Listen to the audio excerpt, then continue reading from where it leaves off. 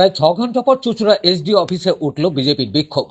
চুঁচুড়া SD অফিসের সামনে বিজেপির পক্ষ থেকে একটি বাক্স করা হয়। যেহেতু আজ ফর্ম 7 জমা দেওয়ার শেষ দিন ছিল, সেই মতো বিজেপি সেখানে একটি বক্স করে ফর্ম রেখে দেয়। কিছুক্ষণ পরেই সেখানে দলবল নিয়ে হাজির হন চুঁচুড়া বিধানসভার তৃণমূলের বিধায়ক অসিত মজুমদার। দলবল নিয়ে আসার পর বিজেপি কর্মীদের ধাক্কাধাক্কি করে সরিয়ে দেয় ও ফর্মগুলি ছিঁড়ে ফেলা হয় বলে অভিযোগ বিজেপির।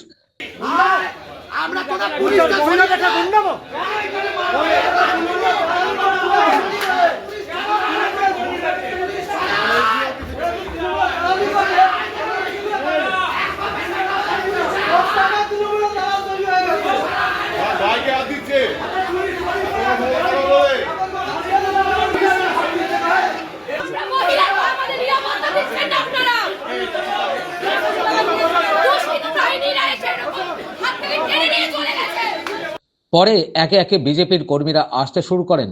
পরে এসডি অফিসের সামনে তারা বিক্ষোভে বসেন। বেলা থেকেই এই বিক্ষোভ শুরু হয়, এমনকি তারা দুপুরে বসে সেখানে দুপুরের খাবারও সারলেন।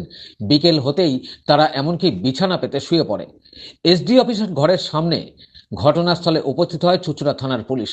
সন্ধ্যা নাগাদ উপস্থিত হন জেলা পরিষদের সদস্য নির্মল্য চক্রবর্তী সহ হুগলি চুঁচুড়া পৌরসভার একাধিক কাউন্সিলর। তারা এলে শুরু হয় আবারও বিক্ষোভ। ঘটনাস্থলে আসে বিশাল পুলিশ বাহিনী। অবশেষে 6 ঘন্টা পর এসডিও অফিসের সামনে থেকে ওঠে বিক্ষোভ। বিজেপি বলে 48 ঘন্টা টাইম দেওয়া হয়েছে, আগামী দিনে না হলে বৃহত্তর আন্দোলনে নামব।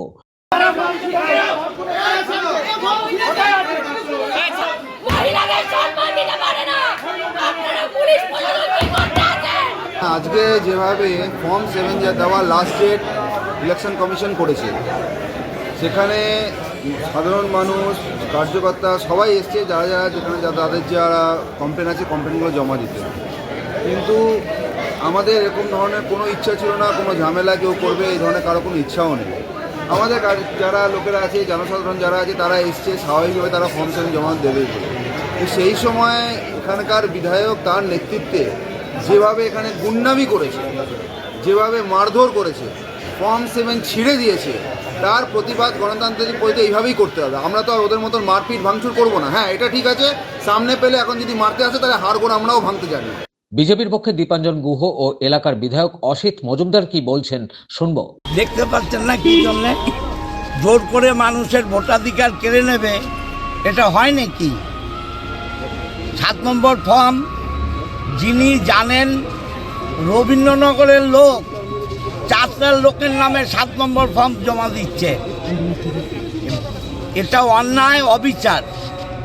মানুষের গণতান্ত্রিক অধিকার এরা প্রয়োগ করতে দেবে না, এটা হয় না।